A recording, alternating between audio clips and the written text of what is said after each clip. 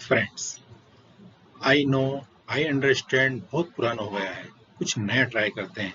आज मैं आपको बताऊंगा आई नो, आई अंडरस्टैंड की जगह बोले जाने वाले कमाल के इंग्लिश सेंटेंसेस। इस वीडियो को अंत तक जरूर देखिएगा ताकि आने वाले वीडियोस की नोटिफिकेशन आपको टाइम पर मिल जाए। आगे बढ़ते हैं। पहले वाला है it is known to me. इसका मतलब यही होता है आई नो, मुझे मालूम है, मुझे पता है, इस बारे में जानकारी है। जब वो कहना हो कि अशोक एक गंदा लड़का है तो आप ये मत कहिए I know Ashok is a bad boy. आप कहिए it is known to me Ashok is a bad boy. It is known to me Ashok is a bad boy. आइए नेक्स्ट वाला देखें। तो फ्रेंड्स, नेक्स्ट वाला है आई एक्नॉलेज्ड इट। ये तो बहुत ही लंबे वाला है। इसका मतलब भी यही है आई नो, मुझे मालूम है, मुझे पता है। जब आपको कहना हो मुझे मालूम है यह मोबाइल मार्केट में अवेलेबल नहीं है तो आप इंग्लिश में ये मत कहिए I know this mobile is not available in the market. आप कहिए I acknowledged it this mobile is not available in the market. आप कहिए I acknowledged it this mobile is not available in the market. आइए next वाला देखते हैं। Next वाला है I am aware about that. ये वाला तो बहुत ही बढ़िया है। इसका मतलब भी यही है आई नो, मुझे मालूम है, मुझे पता है। जब आपको कहना हो मुझे मालूम है कि लॉकडाउन बढ़ेगा तो आप इंग्लिश में यह मत कहिए I know that lockdown will increase.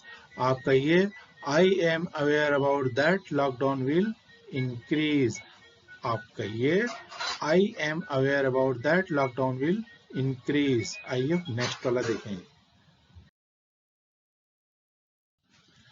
Next वाला है गोचा। अरे इसकी तो शक्ल ही बहुत खतरनाक है पर है छोटा सा मासूम। इसका मतलब भी यही है आई नो, मुझे मालूम है, मुझे जानकारी है। जब आपको कहना हो मुझे मालूम है कि वह आएगा तो आप ये मत कहिए I no he will come, I know that he will come. आप कहिए गोचा he will come, गोचा he will come. आप नेक्स्ट वाला देखें। नेक्स्ट वाला है आई रियलाइज इट। ये वाला तो मेरा फेवरेट है। इसका मतलब भी यही है आई नो, मुझे मालूम है, मुझे पता है। जब आपको कहना हो मुझे मालूम है कि आप मुझसे नाराज हैं तो आप ये मत कहिए I know that you are angry with me. आप कहिए I am aware about that you are angry with me. आप कहिए I am aware about that you are angry with me. आइए नेक्स्ट वाला देखें। नेक्स्ट वाला है आई रिकॉग्नाइज दैट। इसका मतलब भी यही है आई नो, मुझे मालूम है, मुझे पता है। जब आपको कहना हो मुझे मालूम है कि आपकी इंग्लिश बहुत अच्छी है तो आप ये मत कहिए I know that your English is fluent. आप कहिए I recognise that your English is fluent. आप कहिए I recognise that your English is fluent. ठीक है, आइए नेक्स्ट वाला देखें।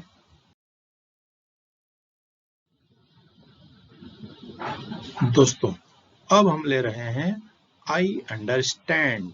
आई अंडरस्टैंड इसका मतलब होता है मैं समझता हूँ, मैं समझ सकता हूँ, मैं समझ रहा हूँ। अब हम स्टडी करेंगे कि आई अंडरस्टैंड की जगह हम क्या क्या वर्ड्स, क्या क्या सेंटेंस यूज कर सकते हैं जो इससे बड़े इंप्रेशन हो।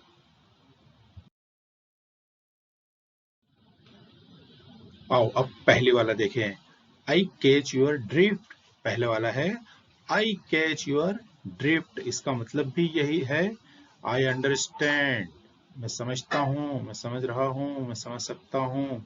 जब आपको ये कहना हो मैं समझता हूँ कि आप परेशान हैं तो आप इंग्लिश में ये मत कहिए I understand you are upset. आप कहिए I catch your drift you are upset.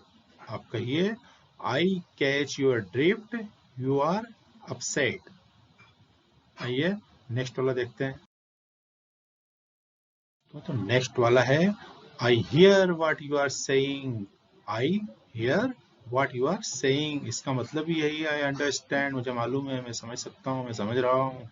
जब आपको कहना हो मैं समझता हूँ कि बॉस छुट्टी नहीं देंगे तो आप इंग्लिश में ये मत कहिए I understand boss will not grant leave, आप कहिए I hear what you are saying boss will not grant leave, I hear what you are saying boss will not grant leave। आइए नेक्स्ट वाला देखें। Next वाला है I see your point, I see your point, इसका मतलब भी यही है I understand, मैं समझता हूँ, मैं समझ सकता हूँ, मैं समझ रहा हूँ। जब आपको कहना हो मैं समझता हूँ कि भैया मुझे मालूम है कि आप क्या कहना चाहते हैं, क्या कहना चाह रहे हैं, तो आप इंग्लिश में ये मत कहिए I understand what you want to say, आप इंग्लिश में कहिए I see your point what you want to say. क्या कहेंगे? आप कहिए I see your point what you want to say. आओ अब नेक्स्ट वाला देखें। नेक्स्ट वाला है आई गेट इट, इसका मतलब भी यही है आई अंडरस्टैंड, मैं समझता हूँ, मैं समझ रहा हूँ, मैं समझ सकता हूँ। जब वो कहना हो मैं समझता हूँ, मेरी जानकारी में है कि आप थक गए हैं, तो आप ये मत कहिए I understand you fed up, आप कहिए I get it you fed up, I get it you fed up. ठीक है, चलिए नेक्स्ट वाला देखें।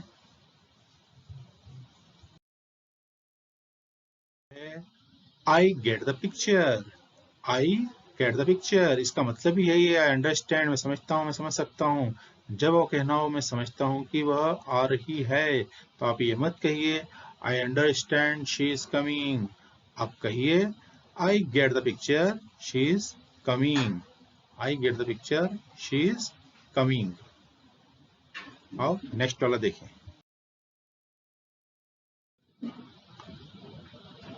नेक्स्ट वाला है पॉइंट टेकन, इसका मतलब भी यही है आई अंडरस्टैंड, मैं समझता हूँ, मैं समझ सकता हूँ। जब आपको कहना हो मैं समझता हूँ, मुझे मालूम है कंपनी कैसे चलाना है, कंपनी कैसे चलती है, तो आप ये मत कहिए इंग्लिश में I understand how to handle the company, आप कहिए point taken how to handle the company, आप कहिए point taken how to handle the company. Okay, और नेक्स्ट वाला देखें। नेक्स्ट वाला है आई सी, इसका मतलब भी यही है आई अंडरस्टैंड, मैं समझता हूँ, मुझे जानकारी है। जब आपको कहना हो मैं समझता हूँ, मुझे जानकारी है कि वह शादीशुदा है, तो आप ये मत कहिए I understand she is married, आप कहिए I see she is married, I see she is married. चलिए आगे बढ़ते हैं।